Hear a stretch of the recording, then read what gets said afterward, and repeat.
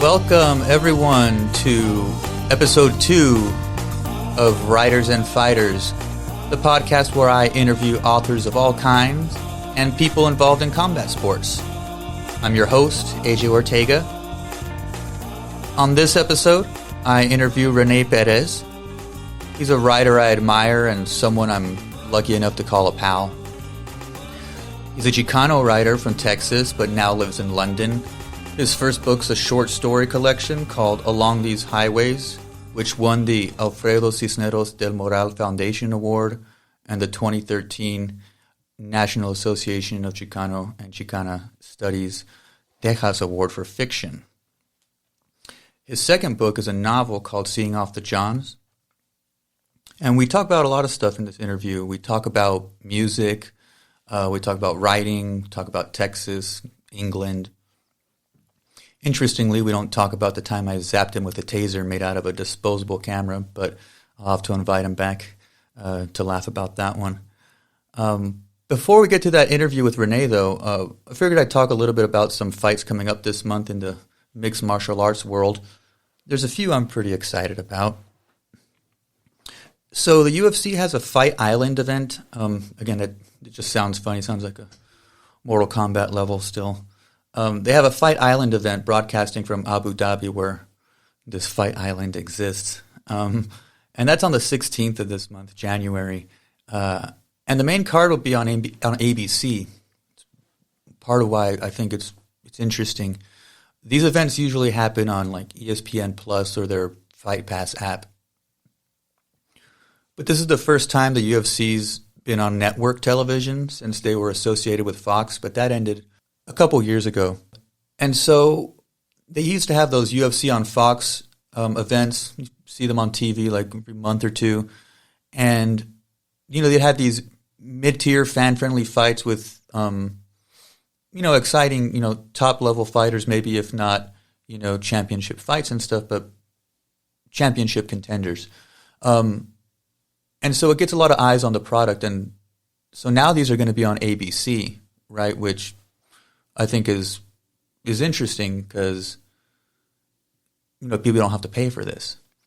And so in preparation for this, the card was all over the place, mostly because I think 2 or 3 fighters were pulled because of COVID.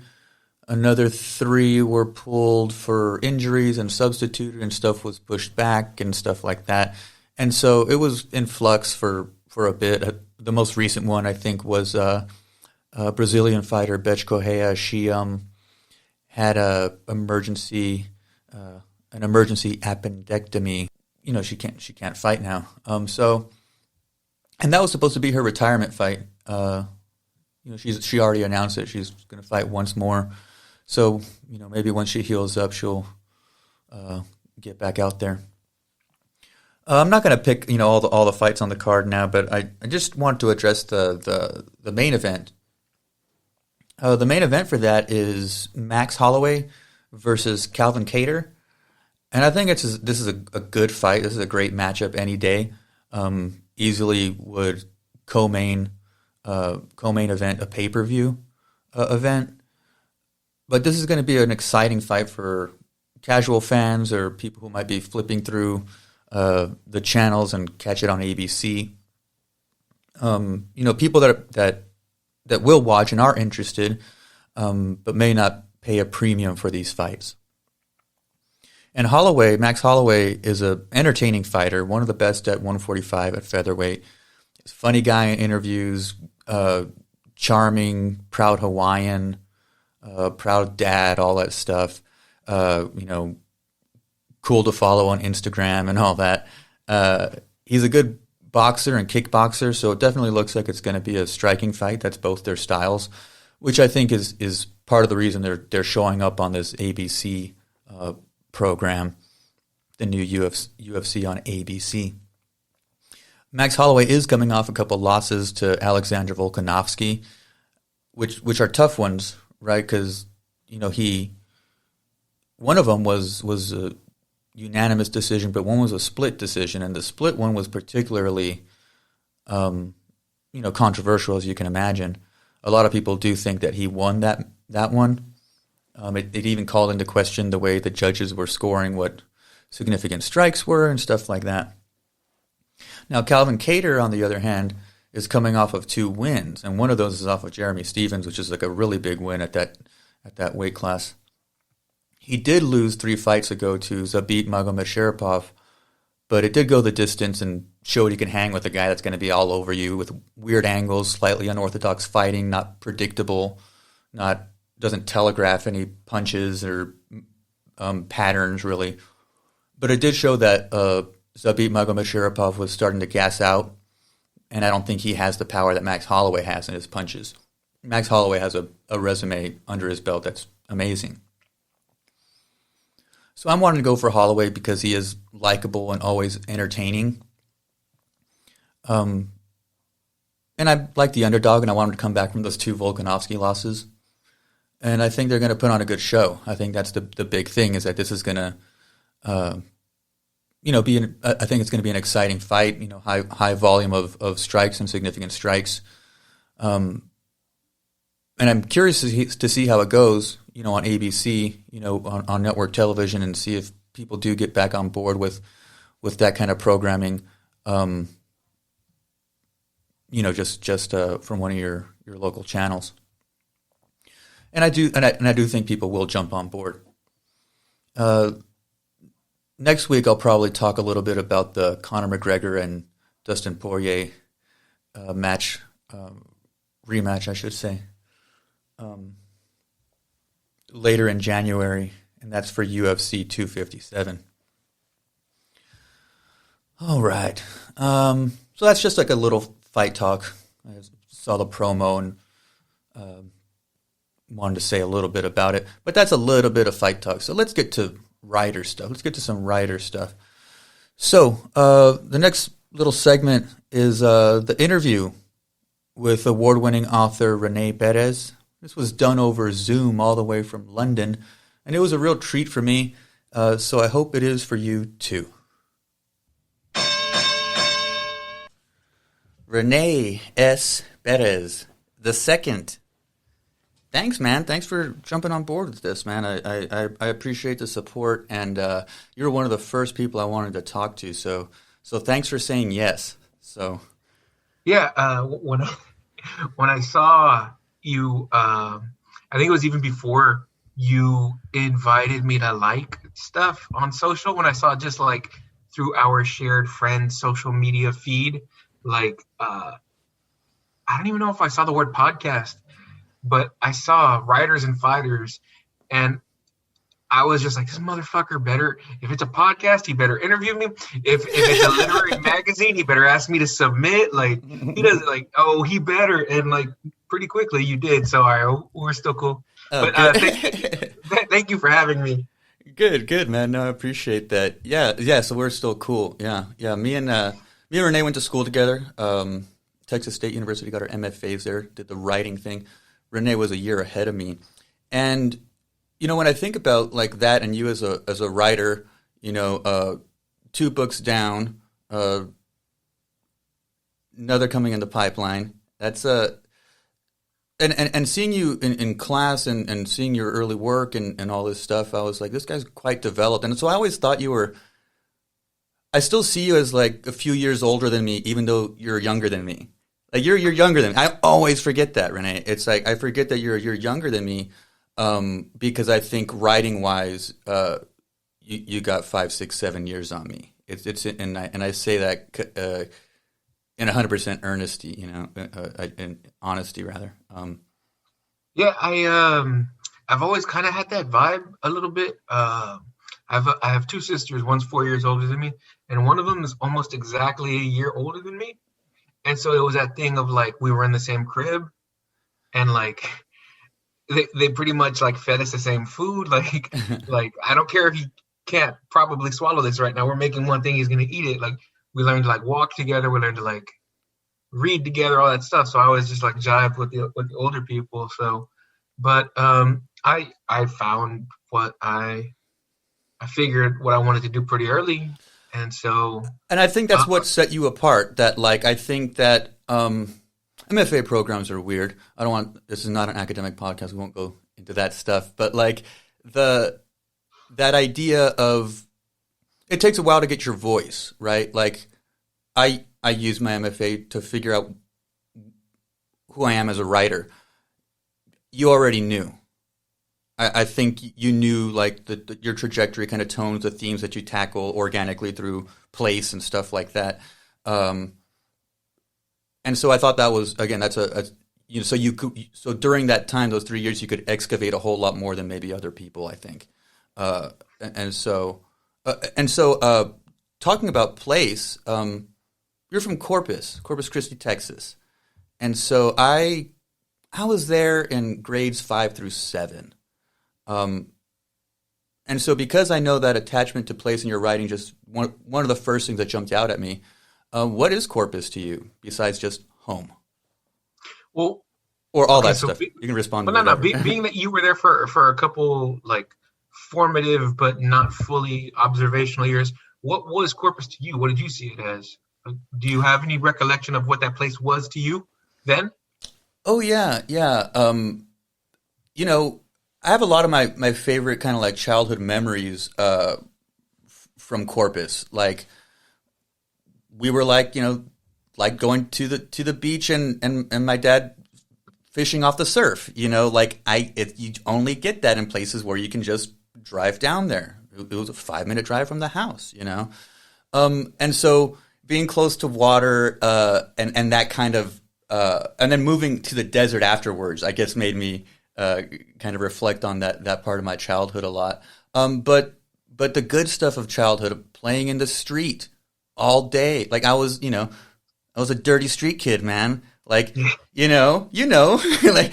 Well, okay. So that's definitely what a major part of growing up in Corpus was for me, playing in the street, running around. It was how did I say this? I worked it through with my sisters. Like it was ghetto, but it wasn't the ghetto. Like, and conversely, like it was the hood, but it wasn't too like hood. Right. But like at the same time too, it's a weird bit of revisionist self-identification, and it partially like. In the retelling, kind of protecting and preserving the like dignity of my parents, because they both worked hard and stuff. But like, so we put these qualifiers, and not so that we're like, no, we weren't that, but like, so it's like, all right, so it was ghetto, but it wasn't the ghetto, and it's like my sisters and I are like, yeah, and it's just like, well, hold up, like literally a block behind us, there was like a square of like projects, so like it was the ghetto. Kind of the ghetto. Like, and see, I don't have any gauge on that stuff either, Rene, because it's like, I think we just had a normal whatever life. You only live through your own lens, right? And yeah, we kind of lived in the hood. Like we lived in a Crip neighborhood, and house got broken into by the guys like my sister went to high school with. Like weird shit like that was like just, and I'm like, yeah, and then that's self-identification after the fact that like, oh no, yeah, that is where I grew. Like, and you ever get in a conversation with somebody and you realize like, oh, you just didn't grow up like working class like us, like, and you just out yourself and you're like, oh, that's not a lot of people's lives. It's actually most people's lives though, right? A version of it or something like that, right? At least in this country. So I had that vibe too, that there's a little bit of that hood ghetto-ness of Corpus. Yeah, that was part of it. But again, it was never something I was conscious about until after. So I was right there. Like we were.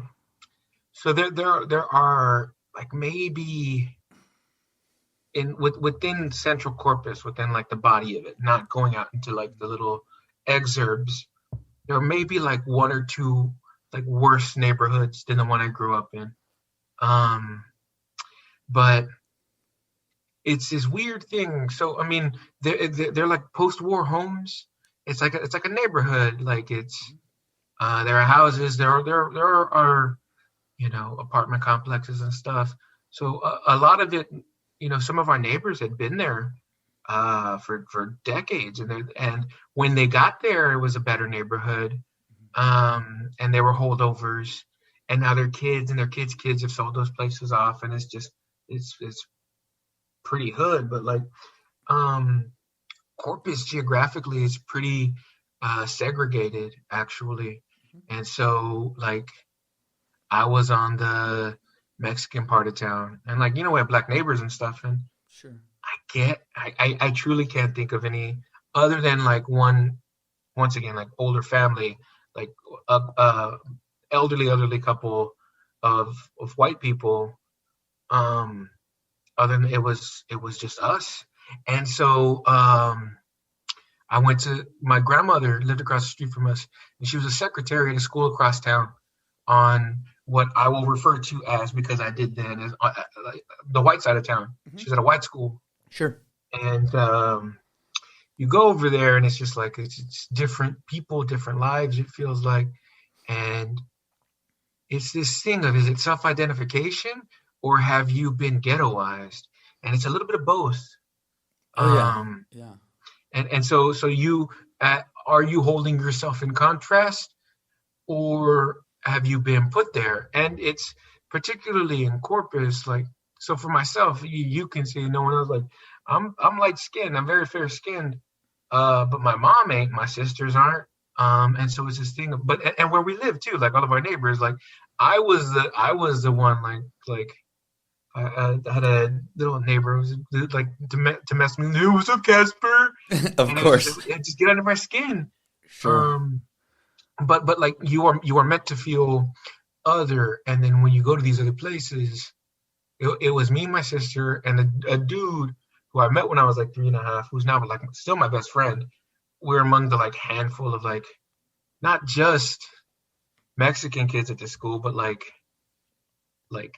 I don't know. It was a weird place, and so those divisions are stark in my mind of what Corpus is. My neighborhood is Corpus, and so you bring up the beach, and to me, the beach didn't like belong to us. Oh, no like, shit.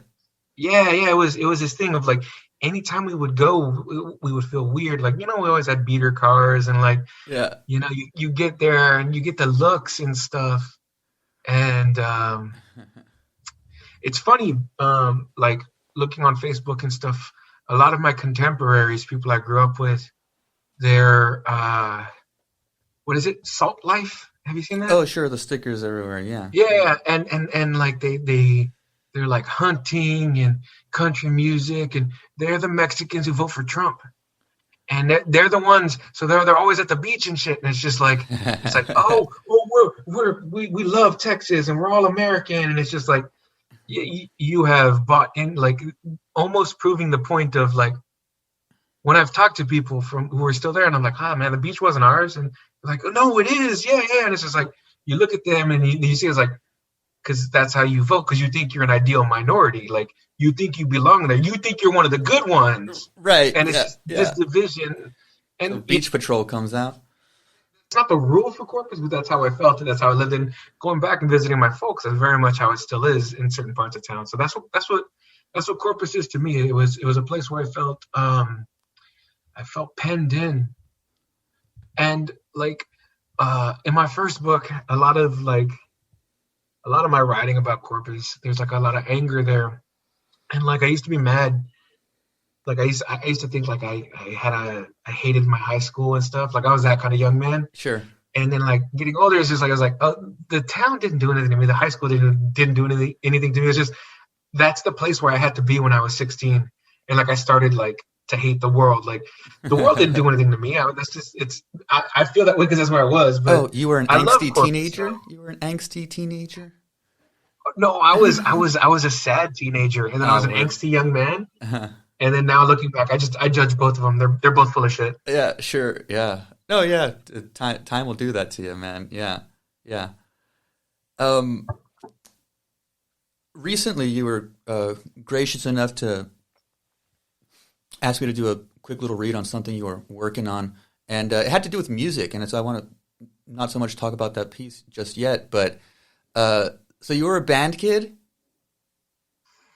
I was. Okay, see, I was a band kid. That was like kind of our thing. Like, me and my sister did bands, and my parents followed us to all the concerts and all the shit that band entails, and it's ridiculous. My parents put up to all that stuff, and it's just hilarious. But yeah, so tell me about music and how long did you play? Like, do you still play? And was there like a creative shift from like, oh, this kind of art form to the writing, or was the writing always there? Well, so okay, so the writing was always there, and okay, so you mentioned this next thing that I'm working on, and I am mining into my own personal past and like shame, kind of, because straight up, there's this kid across the street from me, Leo, and he was like this real charismatic dude, and he got a guitar and he wanted to play guitar, and he's like, hey bro, you should get a bass, you should play bass. And I was like, that'd be cool, we can play together. And so like I started saving money, and I have a bass. I still play the bass, by the way. Oh no, see, because this dude is like, and he's like, you know what, dude, like if you're gonna play bass, like you should join band, and you should probably like learn the bass clef. Yeah, and I was like learn the music. Yeah, sure. I was like, what is that? And Leo's just like, I don't know. I know the tuba is the bass clef. It's like, sure, man, I'll play bass. I'll play tuba. This is all we got going in here. Just we got two pieces of information: a bass clef and I think the tuba. Okay, go. And then I was pissed. Well, so then I spent 6th grade learning and playing tuba. 7th grade, no one wants to play tuba. So in 7th grade, I was put in like 8th grade concert band. Oh yeah, fast tracked. Yeah, and then there was one tuba, like it was inner city school, like no one cared about the band or whatever. And so he was like, well, you're good with this. We have one other tuba player, but like I guess the trombone player failed. He's like, will you learn the trombone? And then I learned that was bass clef, and I was pissed at my friend. I was like, motherfucker, you could have told me to play trombone. There's an assortment of instruments that use this. And then I went to high school, and it was just one of those things where it was like the band director had come from the high school to the middle school and was talking. It was just this thing that's just like assumed for you, like, oh, you play this well, so you're gonna do this thing. And so I joined band. I played tuba for the band, for the high school band. I took it pretty seriously. We did pretty good at contests every now and then. We were trash in concert contests, particularly the sight reading. We were garbage. It was hell. But yeah. So, but it was this thing that I never. It wasn't mine, and so it was school, and reading and writing for school were just school. It was like something that I had to do. So like, I had like. I would start with like little poems and stuff, but like they were mine. They weren't school stuff. And right. So like the reading and writing that I did for school, I didn't realize were tools that I could use as a writer later on. And so same thing with band. It wasn't something that I thought like I'm ever going to take with me anywhere in life. Mm-hmm. And I mean, if I had paid more attention, like maybe I would. Sure. Like when I graduated. And I was going to UT, I was going to University of Texas. A bunch of the people who I'd been in high school band with, anytime I would see them come back, like, oh, are you in the UT band? And I'm like, no, what? No, why? Yeah. How? Like, yeah. Like I left the high school stuff in high school, and it's just like they didn't understand why I wouldn't continue this thing that they very clearly would have. But yeah. No, I understand that. I get that. I get versions of that. Like I played middle school and high school. And stopped at college. I wasn't gonna. Again, I was like, well, no, I'm going to study other things. Like, and not that I didn't love band. I've thought about selling my saxophone a million times, and by now it's not worth anything. But it's still there. It's like 10 feet away from me in the closet. Okay, and it's like that. I liked band. It took me places. My little crew was in band and stuff, and like we were like, oh, we're kind of good, and like we're going to Austin on a trip. We're going to Florida on a trip. We went on a, and so it took me places. So I saw the value in that. But at a certain point, I was like, well, it takes so much time and energy. Like, yeah, I was good. I was exceptional. I was pretty good, you know? Like, and there were all these other things, writing being the big thing, you know, that require that time and energy and stuff like that. And not to say that there aren't musicians that write also, you know, but that like that was my choice. I was like, I have to move this way so I can put more energy in this thing that will take me further. And I think I'm, you know, coming along and stuff. But even now, it's like, oh no, have the potential to be a much better writer than I have the potential to be a good saxophonist, you know, or like a great saxophonist or something like this, right? Going back to the bass, like, so I still have the bass that like me and my mom like chipped away at layaway style. Like, there we go. It felt like for over a year or two. We lay away my nickels, just whatever. And I have a guitar now. Like when I got like a straight job, like it's fucking like teacher. But like when I had like a real salary, I bought a guitar, and I can plink away the guitar and I can play the bass pretty well. But anytime someone's like, "Hey, we should jam" or whatever, I'm like, "No, I'm not." Like, and I would feel like this kind of well of shame. Like, I've had this for so long, I should be better at it. I should be more confident. But a long while ago, I was like, no, but it's not my thing. Writing is my thing. Like, I don't have to be like Jaco Pastorius. I don't have to like feel like Flea. I don't have to wow people by picking up a bass, because that's not what that is. Right. It's a family heirloom. It's like a childhood toy that I still have. It's my blankie, that bass that's in the corner. Yeah. And sometimes I pick it up and my daughters are like, "Hey, you're pretty good." I'm like, "No, I'm not." And I kind of am pretty good, but like I couldn't gig with somebody. Right. So if somebody came and was like, "Hey, this isn't a regular blues chart, A minor, let's go," I'd be like, "What are you saying?" Yeah. No, it's different. Yeah, totally. There's levels to this stuff, right? And coming back to the writing thing, that you know, that there's, again, levels to this, and like, well, how deep are you going, right? Like, I was like you, I was reading and writing, but not for school. Like, I can't tell you one thing I read in high school that was like interesting or worth a damn or something, you know.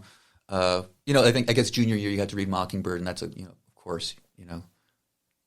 But most of the time they're teaching the wrong thing, so I was like, well, there's better books like that I can steal from the library, like, you know.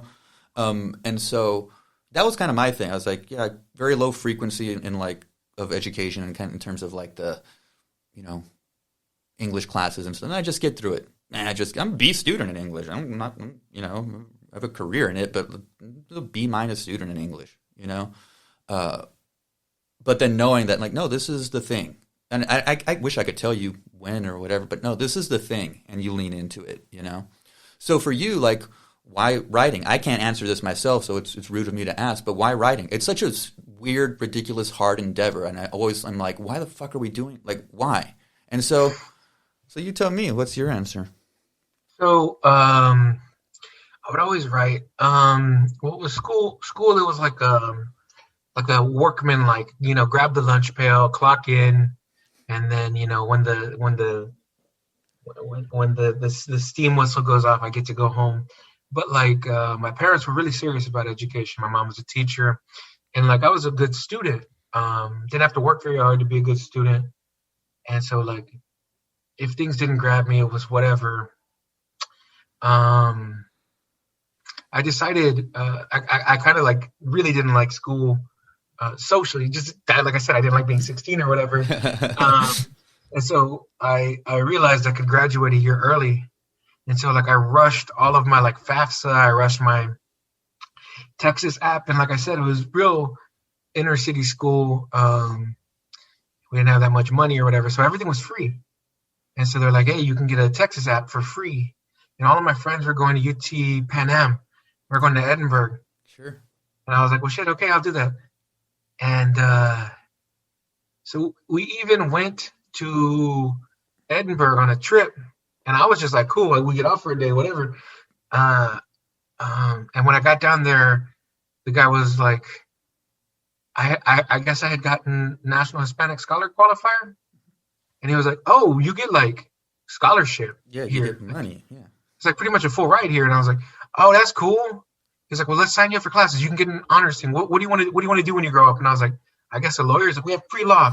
And he gave me like, he sat me down and like he registered me for classes. He's like, and when your financial aid comes in, like it'll all go. You just have to do this. We drove back to Corpus, and like waiting for me there on the table was a letter from UT Austin. Ooh. And what I didn't realize was you do this Texas app. You apply to all the public Texas schools pretty much, right? And you put your top 5. And so I put Pan Am, UT, A&M, and I don't even know the other 2. Look them up, yeah. Find us 2 other schools. I opened the thing, and it was like, oh, it showed my like scholarship financial aid package, and I was like, oh, well, they're offering the same thing, but in Austin. So I went to Austin. But I bring that all up because I get there in these English classes, like I realized I didn't know how to write really. Like I could say shit, but I didn't know how to like right, the craft. Or whatever. I didn't know the craft. There we go. And so I took, and this sounds like such a like cliche answer, particularly with certain like professors and like compadres of ours, but like I took the first Chicano literature class that I took. Sure. And I was like, oh shit, like this can be books, this can be literature, like 100%, yes. Yeah. I had that version my second year of college. Yeah. And I read so many books, but I think the one was one of them was not House on Mango Street, Woman Hollering Creek. Sure. Sandra Cisneros. And there's some really, really good stories in there, but there's one that's in epistolary form, a little bit gimmicky to me. They're like prayers in the forms of letters. Sure. And like the last one is a super in-depth one that becomes a story. But one of them is praying to some saint about acne, like, dear Saint so-and-so, please help me with my zits. And it's signed by somebody from Hebronville, Texas. That's where my dad's from. And I had never seen that. Nobody had ever heard of that place. And like this person, like this award-winning author, like this big deal name who even I knew, even who wasn't like paying attention to shit. And I was just like, oh, like it doesn't even have to be just like, they don't all have to be border crossing stories. They don't have to be this or that. They don't have to be ghetto stories. They could be zits in Hebronville. Yes. And there was something about that. Like I straight up, my parents went to Austin to visit me. And we were at the IHOP on Cesar Chavez, right there by the interstate. And I was like, I have something to tell you guys. And they were just like, oh God. And I was like, I don't want to be a lawyer. I want to be a writer. So I'm going to change my major. I was philosophy. I was like, I'm going to change to English. And they're like, oh, we thought you were going to tell us someone was pregnant or something. I was about to say. That was it. Because that's a big fear of parents from Corpus. Yeah. The teen pregnancy capital of the world. Of the country, like literally. Yes, but the country. It was that Chicano lit class. And but from that, when I declared I was going to be a writer, I started to read like I was acquiring tools.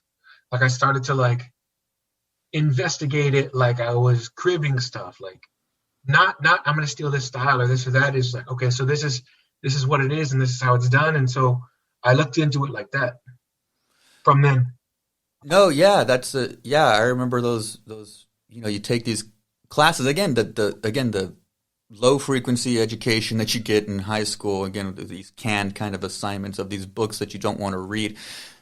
And then, getting into English classes where, again, for me, it was reading like, some Native American contemporary short stories and Black writers and this and again, the working class, just these are people doing what they do.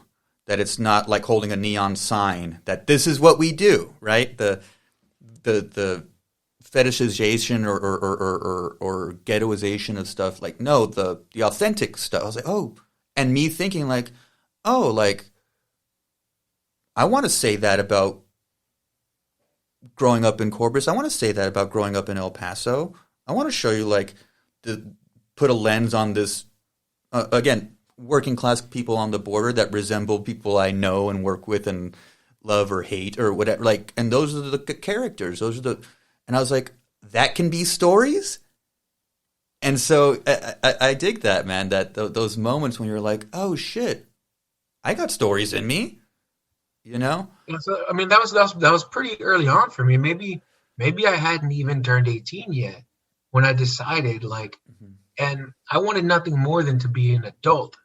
So to my mind, then I was making the adult decision even at that age, like, okay, I'm going to be a writer now. I need to start thinking like a writer and reading like a writer and all that stuff.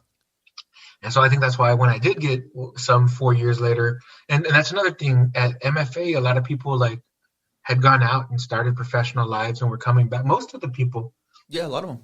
had done years of work Other out in things. the world. Other things. Yeah, but I went straight from I graduated in the spring, and then I went straight in the fall to grad school, and so I was so much younger than everybody. Yeah. But I had probably known for longer and thought about it for longer than they had. Mhm. You know, think about it. I think so. So they were, you know what I mean? They were driving on their way to the 9 to 5 one day and were like, remember when I used to write? I want to do that. I'm going to go this fall. But I had been day in and day out, like, That was the focus for that was the since you were focus. Yeah. 18. Yeah. Mm-hmm. Yeah. Hell yeah, man. No, I dig that. I like origin stories. I like the origin stories. So, you're in London. London, England, not London, Texas, the suburb of Corpus Christi. London, England. Yeah, I gotta clarify with you specifically. Yeah, so you're in London now. Like, again, cliche question. Like, what's the big shock? As like, I mean, because yeah, you, like, do you feel are you the dirty American immigrant? Like, are you? Yes and no. I stick out like a sore thumb. I wear these fitted ball caps, and like so some like it's not just a baseball cap and you're an American, because the complete and utter world domination of New York Yankee douchebaggery has reached far and wide. So you'll see caps, but you'll see people in Yankee caps, and it's just like, oh, you're just a here asshole. You're a local asshole. Sure. I'm kind of just kidding, but like, so you see a lot of baseball caps, but I have in particular some like minor league baseball team caps. I have a Corpus Christi Hooks hat. The Hooks. And it's a calavera. It's a sugar skull. And it's got the CC for the Hooks. And I have another one, and it's so this one I just got purely because it's a mariachi on it. But funny enough, that mariachi hat, is an alternate hat for the Albuquerque Isotopes. Oh, there we go. And so it has the built-in Simpsons joke.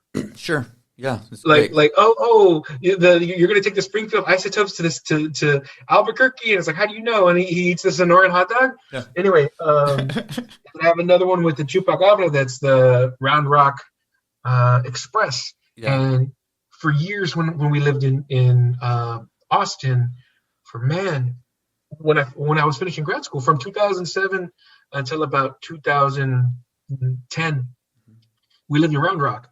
And so, like, each of them, it's cool iconography, it's cool design or whatever. But, like, it's so, first of all, it's this big dude. I'm a big guy. And then it's a baseball cap. And then you look at the design, and it's nothing they've ever seen. And so I stick out. And so that's one. And I'm a little bit loud. And I can, like, tone down the loudness. But, like, I sound, I sound like me. And so, and I don't change that. And I don't try to. And, in fact, I've rolled into it. Because I have a dear friend here, and she's from Minnesota, and her parents, she's Indian American who's lived here for over 5 years, and her parents are from India. And she was talking to me once about the double assimilation she's had to do. And she was like, oh, like we're in America, and you try so hard to be as American as possible. And get accepted and become woven into the fabric there. And I came here and I have to do it again, and I have to learn all the words and stuff. And I straight up told her, I was like, wait, why? Mm-hmm. And it's this thing of like, so she's a daughter of immigrants. My parents aren't immigrants. Right. And we're Chicanos. We're from there. Yeah. But like, it's just that's a thing of being ghettoized. Like I never changed my manner of speaking or whatever to try to be accepted, because I wasn't gonna be. Right. And so with her, she looks so very much more foreign to Minnesotans. Sure. And so she tried harder, and then when she moved here to London, she talks with kind of a London accent. She uses all the words and stuff, and I don't try any of that, and I love it. Right. Like I love people like straight up like turning the head like at the sound of my voice. Yeah. And I don't know how long we're gonna live here, but like I know I'm not gonna change. No, So, yeah. No, I think that's a really, and because that was going to be one of my questions, that like, I was like, do you say English things now, or do like, again, like not just, English vocabulary, but again, English like slang vocabulary, like I'm going to be part of the English crowd now, like, no, it's well, so my wife, for my daughters, will say, well, mom said this. I say mummy, because I can't just say mom. I feel like an asshole. But they say mom. Hey, listen here, mommy. If we're crossing the street, and it's just like, it's a zebra crossing. So we have to cross because they're going to stop. And if you don't go, they're going to honk at you because the pedestrian has the right of way at the zebra crossing. Yeah. But that's about as far as it goes. Yeah. Yeah. One thing that I do, and I got it from when I went to UT because I live in the honors dorm, and motherfuckers there, like they would just try to bury you, like they would try to big dick you with like smarts. Yeah. And so like, but here I see like eyes raised and people. I'm not saying expectations are lowered, but people are a little bit suspect of the American, and so I kind of go out of my way to be a little bit more like verbose. Sure. Like I'll use my college words. I use my grad school words. Oh yeah. Even if it doesn't feel like as natural as possible, but like none of my interactions here are natural really, because there's that preset up. Everybody's on guard. Everybody steps back. It's an American. What is he going to say? How is he going to say it? I look a little bit like hood, a little bit, just the style. Yeah. I don't sound necessarily Texan, but they hear something on me. Yeah. And so they're just like, okay, what's this? And then I don't know. I can't come up with like an example of stuff that I say. But when I'm talking, I'm like, man, like I wouldn't say that like if I was just on the street dropping off my kids with parents in the States. I wouldn't like. Right. I wouldn't stunt on them, and that's what I was straight up. I'm like, I'm stunting. I'm showing out with my words and shit, and it makes me feel better. It makes me feel secure in terms of like, all right, so yeah, we're the Americans, we're the interlopers, we're the foreigners, and my kids are here with their kids, and I might look different, I might sound different, but like they're gonna reckon with that, like, okay, well, it's from my daughter, like, or well, that girl, like, she's from the States, but her parents are very clearly like educated or whatever. No, yeah, and that is part of your identity because you're a smart motherfucker, and so why shouldn't you flex on people like that every once in a while? Oh God, I love doing that, Rene. Oh, dude, yeah, it's my favorite. I love being smart and roasting them with my SAT words, and then saying y'all and fuck and like ain't and like sorry. Yeah, I will like stretch out my y'alls. I call my daughters Bubba because when my older daughter was little, when she had her little sister, when she was a baby, she was like, cute little baby, little Bubba, and so I was like, all right, Bubba. And now people, they hear like a American, I guess vaguely Southern Texan accent, and they hear him calling his two beautiful daughters, all right, Bubba, let's go. And they're just like, the fuck? And I love it. It just makes me feel so good. God, that's funny. How's your health, man? Why ever should you ask? For people hearing this, they don't see me. Yeah, we're looking at each other, but y'all are just listening to us. Right, and AJ is doing a wonderful job of ignoring / adapting to my chemo baldness, including my head, and I'm getting my eyebrows back, so I am almost 5 weeks removed from a pretty intense chemo. This summer, I was diagnosed with stage 4 Hodgkin's lymphoma. Oh, And my hematologists were actually kind of, they seemed excited. They were like nerds excited. Like they felt like nerds, like getting to do a new science experiment. Because when they finally, they looked at all my scans, they looked at the biopsy, they looked at the PET CT, and they're like, okay, it's more aggressive than we thought, but you're really healthy, and so we're going to give you this really aggressive form of chemo. But we know you can take it, and we know it's going to beat the thing. And so it's just like, all right. Jesus. So, but like, and so I'm on like this online support group thing, and most of the people actually who get lymphoma are older, and so they have various ailments and pre-existing conditions and past what have yous that these hematologists have to really carefully pick and choose what kinds of drugs they're going to give them, and some of them are extended over years as maintenance and trying to like chip away at the cancer because these people are not of good health. But with me, they're like, okay, well, you're young, your heart functions like this. We're going to just throw the kitchen sink at you. And so Throw the kitchen sink at the cancer, rather. yeah, well, shit. No, it was at me. And then the kitchen sink filters through my veins and burns my insides and then gets to the cancer. But so, and by and large, it was fine. I mean, I had the side effects. I had the stuff. I'm bald. Yeah. I'm a shaved mole rat, as I say.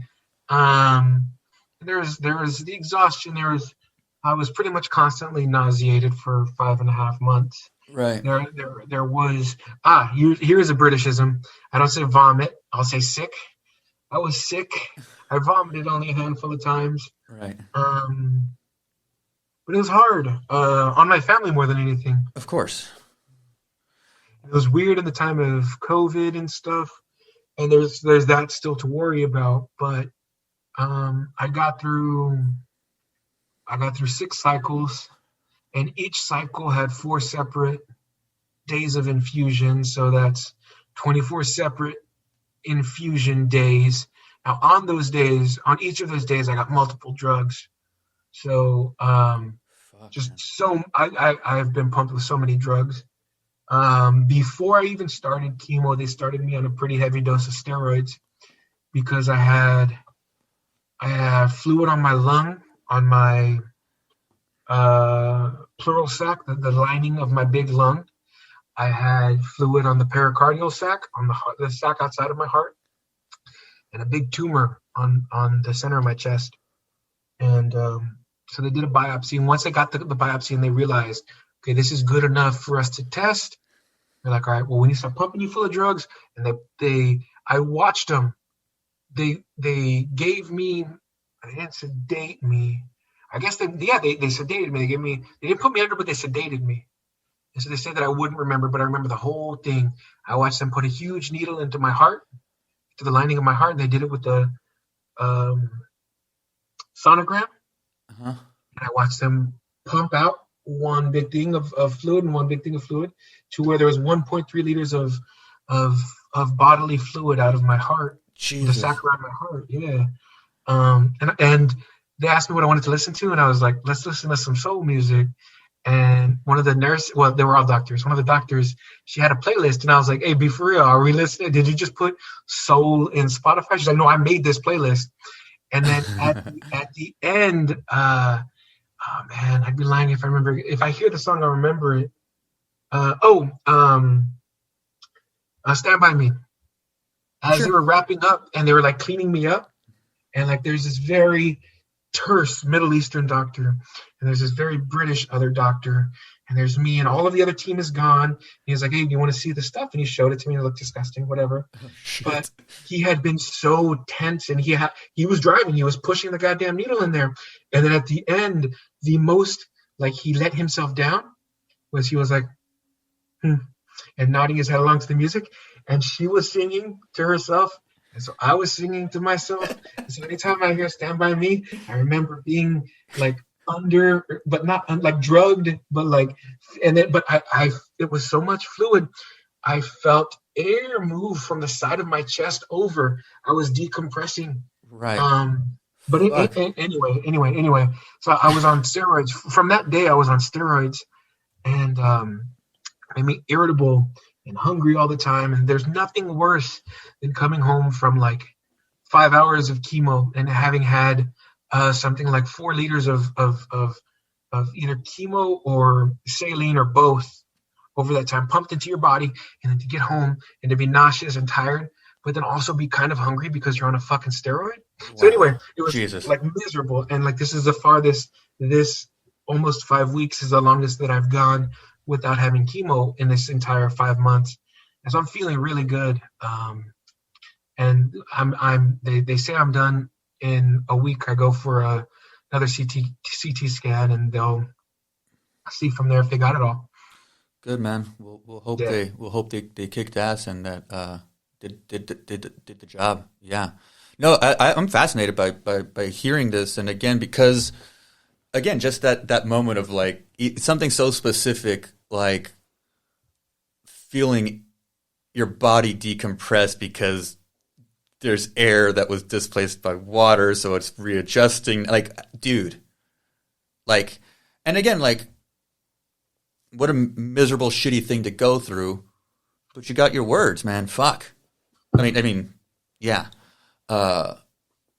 yeah. So we're in your corner and all that stuff, man. Speaking of fighting stuff, like fighting cancer, this is Riders and Fighters. You're a writer, but do you ever do any fighting, like any training, any fights on the playground? Oh, fights on the playground, yeah. Oh, see, Yeah. that's why I put that in there. I was like, yeah, maybe not. Maybe you're not the Taekwondo type or something, but maybe maybe the playground. Fights on the playground, like I said, you do the going across town thing, and you're an outsider, and I mean, I've always been, I guess, funny or whatever, and that'll get you a long way. But Oh, yeah, that'll get you out of a lot of yeah, fights. Yeah. there were any little schoolyard scraps here and there, a few actually. There was one in particular, and it was like my proudest moment. My sister's a year older than me, and like we all, she was a little chubby kid, and like going to that school too. Like they were like, I guess it wasn't like the richest part of Corpus, but they're like well-to-do kids, and they were so brand conscious. Oh yeah. Like they would like rag on you if you weren't wearing the this or the that, Oh, for and sure. like, and my sister got the brunt of it. My sister was a year older than me, and she had a shit time of it. And there was this one dude. I was at the water fountain one day, and he was messing with me, like he like flicked the back of my ear, and I was like, dude, whatever. And he was a year older than me, and he was straight up playing bully. Like he thought I couldn't do anything, and I couldn't tell you the words he said, but he talked trash on my sister. So I turned around, I gave him the most beautiful uppercut right to the gut, and like he fell to the ground, like a body shot fell to the ground, and cried and cried. And I calmly walked to my class, and then of course, principal came and got me. And then after school, like when my sister came down the stairs from her class and had to meet me where I was sitting in trouble, this at the sight of me, she burst into tears. What did you do? But then, so in middle school, my mom taught at my middle school, on our in our neighborhood, like on our part of town, like at South Park Middle School. Anybody knows Corpus knows what I'm talking about, and will understand the neighborhood I'm talking about. But like that meant like I wasn't gonna mess around and get in fights at school, but at the same time, like, you are a wolf among wolves. You're in the pack. You're just at that age, you know what I mean? Like you're pubescent, and so we would play like 30 seconds, like all the boys in the boys' room or the guys in the locker room, like, hey, somebody look out, and then you box for 30 seconds. Yeah. Keep a lookout. Yeah, and then like it's that thing of it's the mindless thing of just fully immersing yourself in stupid violence for that much time. And then like afterwards you're looking at each other and you're like, well shit, how am I gonna hide a bloody nose? And like this and this and this, like your hands. And then, and then in high school, I was just so depressed all the time. But then, I left there, and then in college, you're in a fraternity, you're going to parties. Of course. I became like Mr. Life of the party. Like the way that I put it was like in Corpus. So my sister was a year older than me, and she was really popular. So like if they were all going to a party, the people who were throwing the party, like this cool kid party, they had to let me go because my sister was there. Of course. And it was like it felt like an episode of like Seinfeld, and I felt like George because like I would like just go up to people, or they'd come up to me, or like Curb Your Enthusiasm.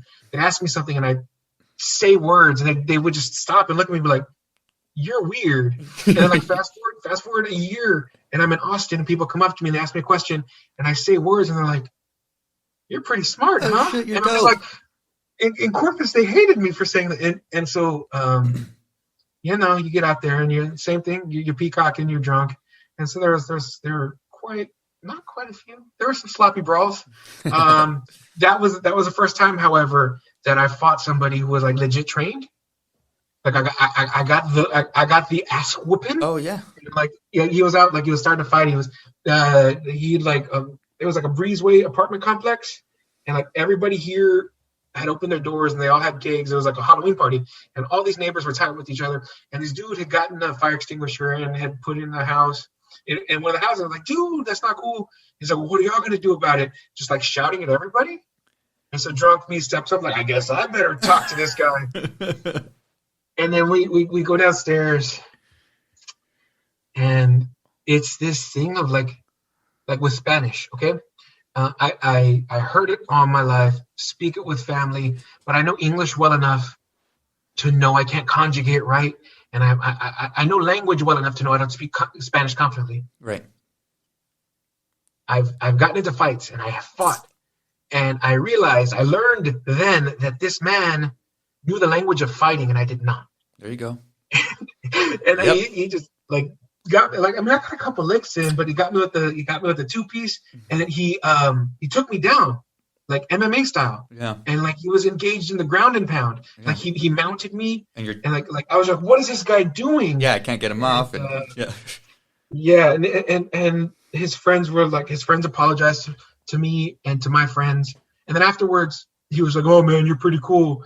And then his friends are like, he does this. He always goes around and tries to fight people because he can fight. Ew. And I was like, why didn't you tell me that? Ew. When I was like, well, let's step outside then. Yuck. Anyway, so yeah, in terms of that, like, I mean, I that thing of like male cousins, like get the boxing gloves and like let me teach you how to box. Like that's an excuse for your cousins to punch you in the face, but it teaches you how to cover up too, though. Yeah. And like hey, don't cry, punch back. And so that's the extent of my formal training.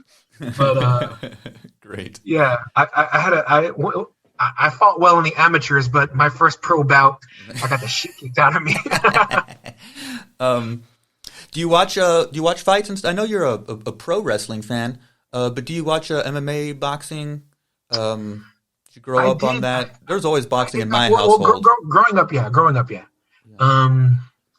And boxing, going back to like culture and like home, boxing was like it was always there, and it was like my dad's and my uncles and stuff, and like to where I remember walking into the living room, and they could have been screening like porn for as traumatic as I thought it was, but there was just these two guys beating the shit out of each other, and they were so bloody that I cried, and my mom picked me up, took me out of the room. I was like little, but like a couple of times, like in the 80s, they got like Tyson fights and stuff, and I remember like older Sugar Ray Leonard, Julio Cesar Chavez, Macho Camacho, but like that stuff was like, it was like Spanish music. That was like my dad's music. Or like my dad's from like deep South Texas, so it's country music too. So like he could just as easily be bumping like Cornelio Reyna or like Conway Twitty. Right. And so like and both of those were things that I grew up with. That at the time I was like, oh, whatever, it's there. But when I left home, I grew a love for country music and for Spanish music, for conjunto, for tejano, for mariachi music, and with boxing too. Right. But like when I was a teenager, De La Hoya became pretty big. Right.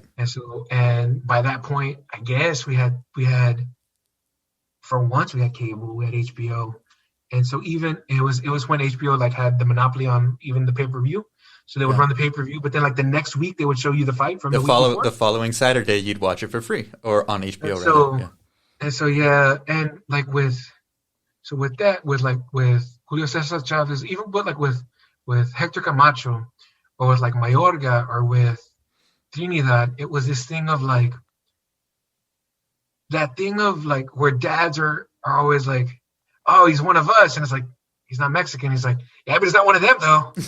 like with baseball, like Jose Canseco or Rafael Palmeiro, it was one of those things where it's just like, all right, there's our guy, and he's like, Dad, they're Cuban. And he was like, yeah, they're not white though. Like closer to Mexican than fucking Nolan Ryan or something. It's so interesting because I'm like the opposite. Like at least my household, there was a clear distinction that is a Mexican boxer, that's a Cuban boxer. This is a Puerto Rican boxer, and that culturally they're different, and the style is different, and that like, oh no, and then when you get weird stuff like De La Hoya and Chavez, and you're like, okay, my dad's Mexican, I'm Mexican American, right? Those distinctions that we have to. My dad is Mexican.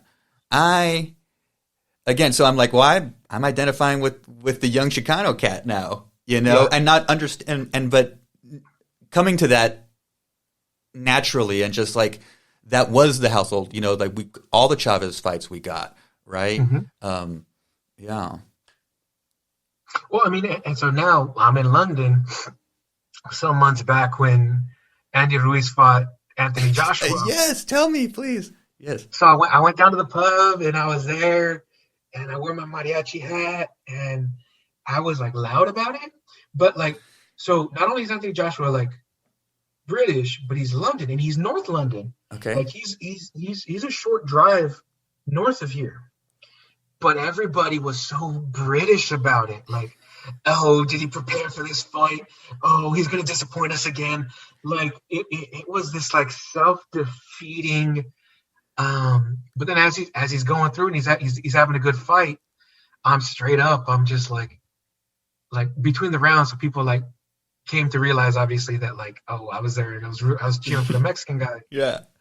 But it's still London. Like, and so everybody like is very mind your own business, but I was like loud, and then by the pint getting louder, and so folks are coming and talking, and there was one bit, and it was a minor like exchange, and it wasn't even a trip, it was just like a moving back, and AJ like half trips, but like catches himself on the ground, and I was like, glove down to opponent, that's a knockdown, and everyone's turned around and looked at me, and I was like, I know it's not, but I actually care about my fighter. And everybody laughed. I was like, I'm going to cheer. I'm not going to make sense. We'll talk after. Right now, I'm a fan.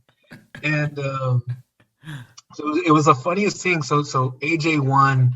And then everyone was like, oh, I knew he was going to win. And I was like, you guys were hating. You guys were all questioning him because he let you down so much the last time and all that. But they weren't even hating on him. It was like this weird, like, rainy day British self-loathing. Like, interesting. It was the funniest thing in the world. But so and I explained to them, they're like, oh, so he's Mexican, so you're from Mexico. I was like, no, he's American. Yeah, he's actually American. But like I was like the same way you people are, oh, we're all British. I was like, but if your father's from Ireland, you're Irish. And they're like, oh, okay. Yeah. So, I made buddies at the pub. I didn't get into a fight, thankfully. I think I couldn't have taken them all. Yeah, the one Mexican. Do they have Mexicans over there aside from you? No.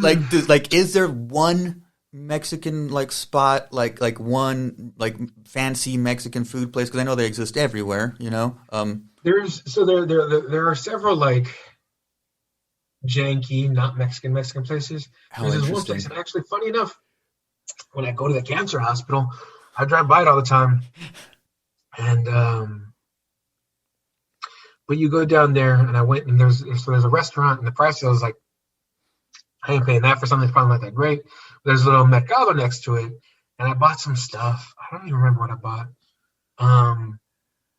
But the proprietor was talking to some customers, and I don't know if it was because it was in central London, and she was trying to sound posh, But like I was like, that's not like she's first of all Mexican, which I would love to talk to her. But like she seemed that's like the daughter of a technocrat or something, like private school Mexican, not like inner city public school Chicano. And so it's like by the time I got up there, I was just rich from Guadalajara or something. Yeah, I just put my wares, I paid, and I took off. But like there's a lot of obviously Spanish people because we're close to Europe. A lot of Argentinian people. Yeah, I was gonna say there's other Latinos like. Yeah. Come across a lot of Colombian people, and they're the ones they have been the ones where it's just like, oh, ask the name and say their name. They're just like, really? And then they're super supportive, and I'm like, I don't, what I mean? I don't want to speak Spanish. They're like, can you? And I'm like, well, yeah, but and they're like, come on, and then you toss some conversation, and they're accepting, and they're That's kind. cool. Yeah. So the only I certainly haven't met any Mexican Americans, but I've only encountered one Mexican in the wild. That's so funny, dude. I think we should end there because that's pretty funny. Yeah. But yeah, dude. Real quick, where can people find you? Internet. You got a website. I'll plug your website. Rene S Perez II.com. It's all nice. It's up there. I don't think I've ever advertised it, like, because like I finished it up like literally right around when I was getting the cancer, and so I was gonna try to like launch that into like some like editing work here, you know what I mean, editing private teaching stuff here, but then like I couldn't do it, and so like I have a pretty nice website, but I'm more active on like Facebook or Twitter, or excuse me, Instagram. Right. Yeah. And so and on Instagram and Facebook, if you follow Rene S Perez II. And so his website is renesperezii.com. There'll be links to all this good stuff in the show notes and all that jazz. But yeah, that's the end of the interview, man. Anything else? How are you? I'm good, man. I appreciate you. I appreciate you coming on. I'm just doing my thing up here. This podcast is one of my new creative endeavors. I figure it's a good way to get some creative energy out that's about writing that isn't as emotionally and mentally exhausting for me as writing is. It takes a lot out of me, and so I have to.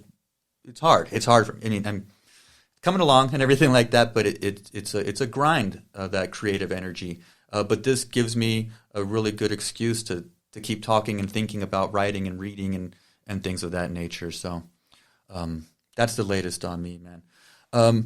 Thanks again, Rene. Again, follow him all over the place, and the links will be in the show notes. Thanks, buddy.